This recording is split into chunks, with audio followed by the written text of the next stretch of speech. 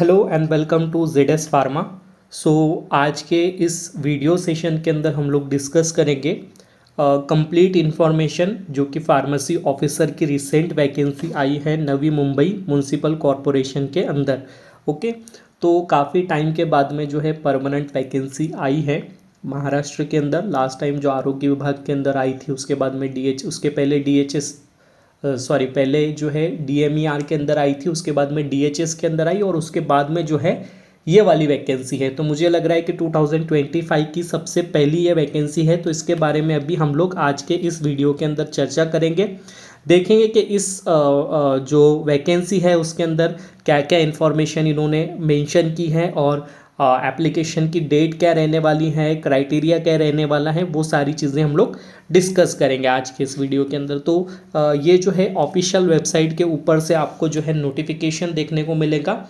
आप लोग ये नोटिफिकेशन डाउनलोड कर सकते हैं, या फिर अगर आपको ये नोटिफिकेशन नहीं मिल रहा है तो हमारा जो व्हाट्सएप चैनल है या फिर जो व्हाट्सएप ग्रुप है उसके ऊपर आप कनेक्ट हो जाइएगा, तो आपको वहाँ से सारी information, up to date information time to time मिलती रहेंगी। तो देखिए ये रिसेंट नोटिफिकेशन है, अभी का नोटिफिकेशन है, ये रिसेंट नोटिफिकेशन है, आप लोग देख सकते हैं किसकी तरफ से है, नवी मुंबई म्यूनसिपल कॉरपोरेशन।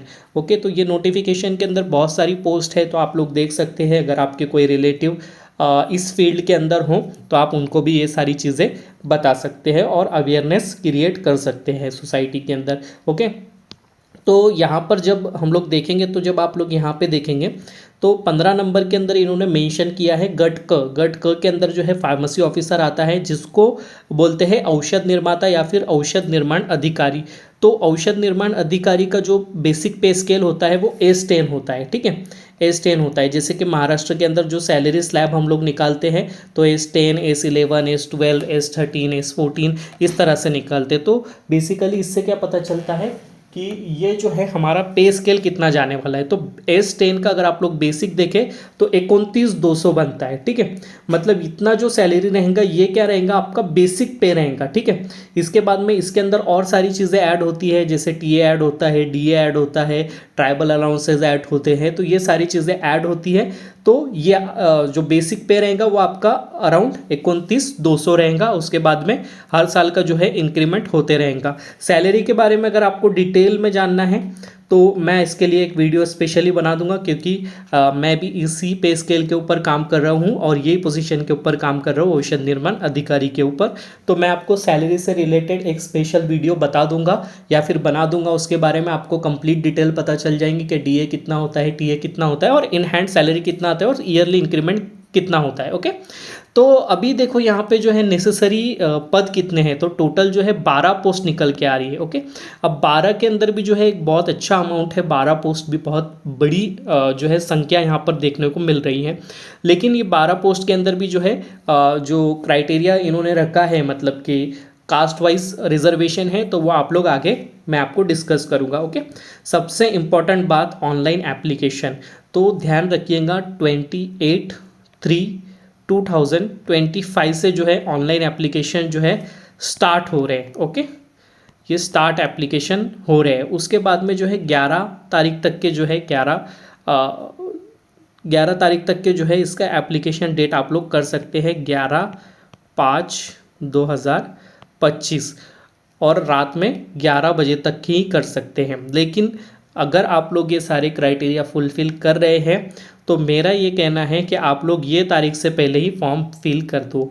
बहुत सारी बार क्या होता है कि लास्ट टाइम के अंदर वेबसाइट नहीं चलती है, या फिर कुछ इश्यू हो जाता है, या फिर सर्वर का प्रॉब्लम हो जाता है, या फिर हमारे डॉक्यूमेंट्स अपलोड नहीं होते हैं। तो इससे बेटर है कि आप लोग तारीख 10 समझ के चलो, उससे पहले आप लोगों को जितने फॉर्म्स है सब फिल कर देना है। फॉर्म कैसे फिल करना है, ऑनलाइन फॉर्म फिल करना है आपको, ऑफलाइन फॉर्म किसी प्रकार का ऑफलाइन फॉर्म कहीं जमा नहीं करवाना है। ओके, फीस कितना है, तो 1,000 रुपये जो है वो ओपन कैटेगरी के लिए 1,000 रुपये है, और अगर आप कोई कैटेगरी से बिलोंग करते हैं तो आपके लिए जो है 900 जो है यहाँ पर आपको फीस देखने को मिलेगी।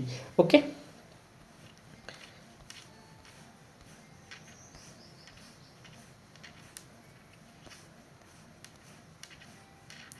उसके बाद में हम लोग बात करते हैं कि यहाँ पर जो है रिजर्वेशन किस तरह से दिया है। ओके, तो वो भी इसी के अंदर मेंशन है। देखें यहाँ पे आप लोग देखेंगे तो अनुसूचित जाति अनुसूचित जमाती हैं। देन उसके बाद में यहाँ पर जो है व इतर मागासवर्ग ये वर्ग, ओके। उसके बाद में यहाँ पे आता है EWS और ये जो है ओपन कैटेगरी। तो ओपन कैटेगरी के अंदर जो है आपको 2 देखने को मिलेगा जनरल के अंदर, यहाँ पे जो है आपको 3 देखने को मिलेगा, यहाँ पे जो है आपको 4, यहाँ पर 1 और यहाँ पर 1। तो इस तरह से 12 वैकेंसी है। इसके अंदर फीमेल रिजर्वेशन भी आप लोगों को देखने को मिलेगा, 30% का जो है फीमेल रिजर्वेशन है। तो ये सारा सीट का जो मैट्रिक्स है वो आप लोग एक बार अच्छे से देख लेना, ओके। देन जैसे हम लोग नोटिफिकेशन को स्क्रॉल करेंगे तो ये तो हमारे काम का नहीं है, ये सारी कुछ जो है दूसरी इंफॉर्मेशन है।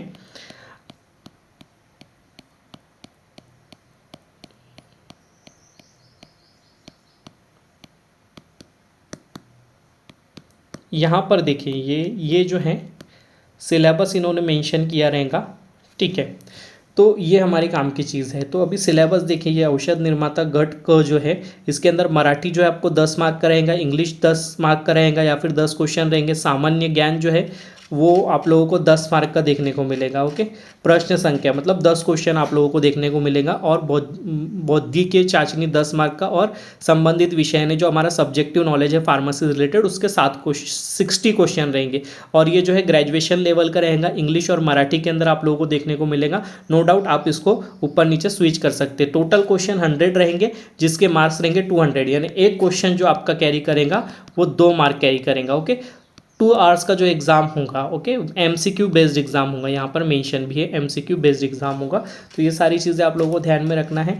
और फॉर्म भी आप लोगों को जितना जल्दी हो सके उतना जल्दी फिल करना है। लेकिन यहाँ पर इन्होंने एक बात ये मेंशन की है कि सिर्फ B.Pharm के कैंडिडेट्स ही इसके अंदर एलिजिबल है और B.Pharm के कैंडिडेट्स को भी 2 साल का एक्सपीरियंस मांगा है।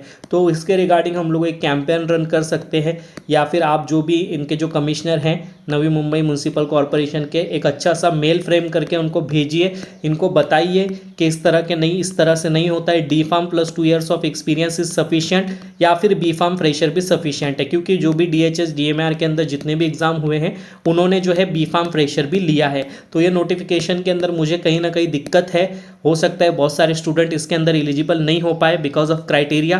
तो ये क्राइटेरिया हमको हटाने की कोशिश करना चाहिए और एक अच्छा सा ईमेल फ्रेम करना चाहिए और उन तक हमारी बात पहुंचाना चाहिए कि ये फार्मेसी स्टूडेंट्स के अगेंस्ट में जो है नोटिफिकेशन है, इस तरह से नहीं होना चाहिए। इसके अंदर से एक्सपीरियंस क्राइटेरिया हटना चाहिए फॉर बी फार्मेसी जो है फ्रेशर कैंडिडेट ने एलिजिबल रहना चाहिए। भले आप लोग डी फार्मेसी को 2 साल का एक्सपीरियंस कर सकते हैं, तो आप इस तरह से कोशिश कर सकते हैं। मैं भी मेरे लेवल के ऊपर कोशिश कर रहा हूँ, या फिर हम लोग साथ में मिलकर एक कैंपेन रन कर सकते हैं। जब तक के लिए आप लोग कोशिश करते रहिए और स्टडी चालू रखिए। Thank you.